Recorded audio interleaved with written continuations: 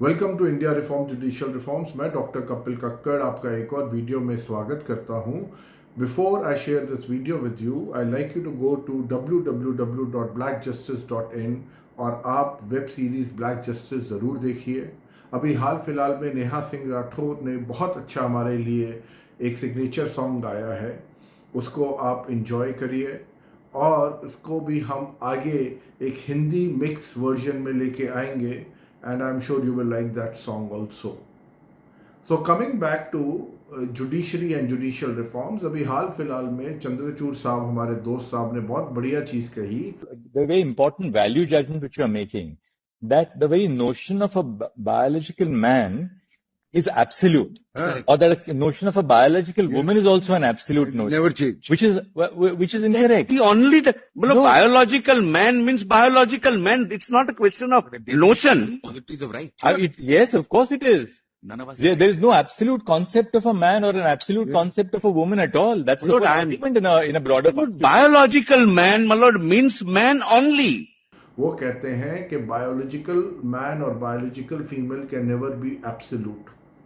तो उनका कहना है कि जो एक आदमी है और एक औरत है वो एब्सोल्यूट नहीं हो सकते।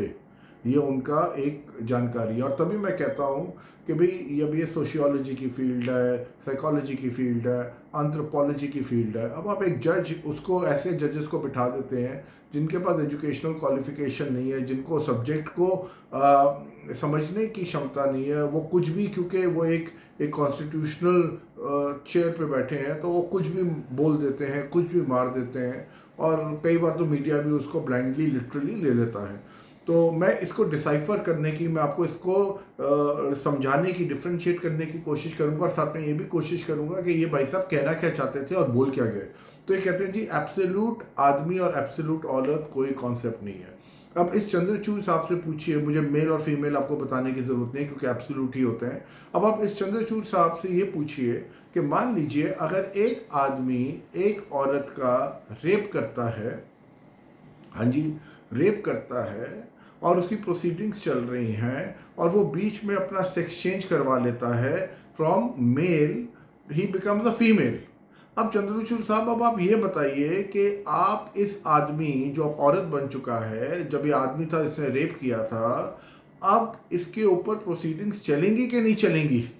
क्योंकि अभी वो एब्सोल्यूट तो है नहीं जो पहले था। तो इसका मतलब है, और क्या, और इस औरत ने तो उसका रेप नहीं किया था। ये औरत तो जब आदमी थी तब उसने रेप किया था। तो अब आप क्या करेंगे? तो आपको तो इसको उस हिसाब से बाइज्जत बरी कर देना चाहिए, क्योंकि ये इसने उस टाइम किया था जब ये आदमी था।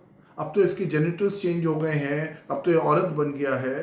तो ये यहाँ पे ये मेरे ख्याल से एब्सोल्यूट मेल फीमेल में चंद्रचूड़ साहब कहना चाह रहे थे कि भाई जो एब्सोल्यूट एक वर्ड है, आज की डेट में सेक्स चेंज हो जाता है, वो सब चीज़ें, तो इसलिए वो एब्सोल्यूट नहीं रहा। पर दूसरी चीज़ मैं चंद्रचूड़ साहब से एक और पूछना चाहता हूँ कि क्या एक आदमी भी बच्चा दे सकता है? क्या एक आदमी डिलीवर कर सकता है? सबसे इंपॉर्टेंट सवाल है।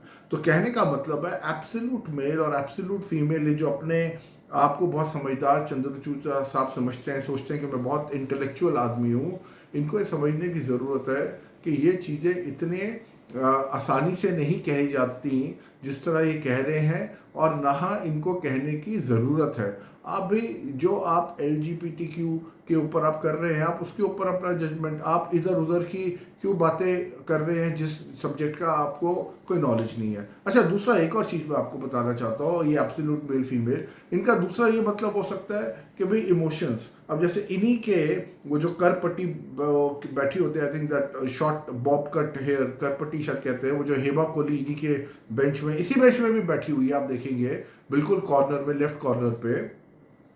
तो ये एक मैस्कुलिन औरत है।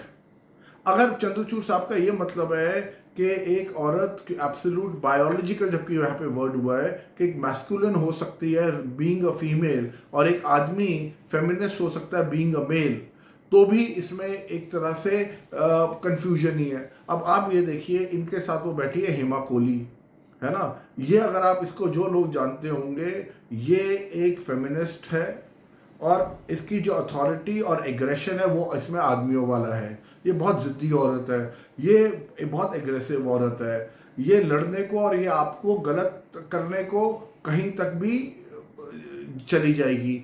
बट क्योंकि मैं इसलिए आपसे ये बात कह रहा हूँ क्योंकि आदमियों के बारे में कहा जाता है आदमी एग्रेसिव होते हैं, आदमी प्रैक्टिकल होते हैं, आदमी शॉर्ट टेम्पर्ड होते हैं।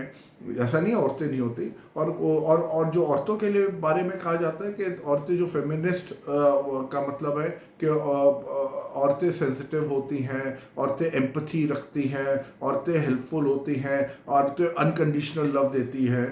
तो अब ये हेमा कोहली में तो इनमें से चार में से कुछ भी नहीं है। ना अनकंडीशनल अफेक्शन है, हेल्प है, ना वो है। वो तो अपने आप को प्रैक्टिकल समझती है।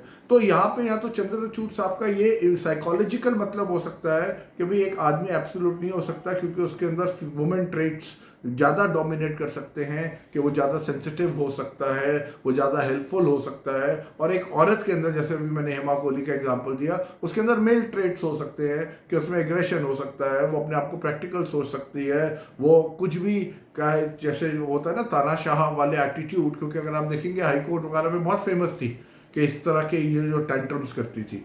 तो कहने का मतलब है चंद्रचूड़ साहब कि ये जो आप बायोलॉजिकल एब्सोल्यूट फादर या मेल या फीमेल की बात कर रहे हैं, ऐसी चीज़ों की कोई ज़रूरत नहीं है। इसीलिए बहुत इम्पॉर्टेंट है जब तक इस देश के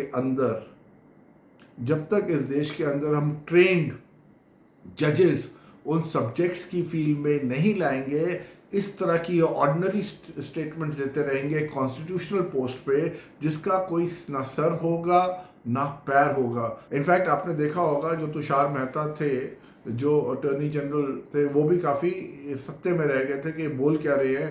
कि जब चंद्रचूड़ ने कहा the notion of man and notion of female is not absolute, तो वो भी थोड़ा सा रह गए थे भैया इसमें अब मैं क्या आर्ग्यू करूं। अब ये चीफ जस्टिस है, इसने जो बोल दिया, अब इसके दिमाग में जो है तो वो, और वो बाकी के जो चार है वो महारथी देख रहे हैं।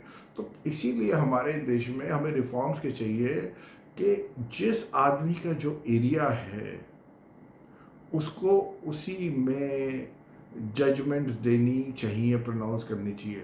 अब आप एक मैथ्स की टीचर को हिस्ट्री का पेपर चेक करने के लिए दे दो, या हिस्ट्री की टीचर को फिजिक्स का पेपर चेक करने के लिए दे दो, या फिजिक्स की टीचर को पॉलिटिकल साइंस का पेपर चेक करने के लिए दे दो, क्या वो चेक कर पाएंगे? तो यहाँ पे आपने ये जुडिशरी में करा हुआ है मोदी जी, और खैर आपने तो नहीं किया, ये हमारे शुरू से हुआ है 1947 से। क्योंकि ये जो वकील होते हैं और जब ये जजेस बन जाते हैं, ये सोचते हैं कि हमारे 10 सिर हैं। 10 सिर का मतलब है इनको हर एक चीज़ का, साइंस, इंजीनियरिंग, आर्ट्स, ह्यूमैनिटीज़, हर एक चीज़ का, कॉमर्स, हर एक चीज़ का ज्ञान है। और होता है इनके पास कोई ज्ञान नहीं है क्योंकि होते हैं ये simple graduate. If you like this video, kindly share it far and wide. Thank you so much.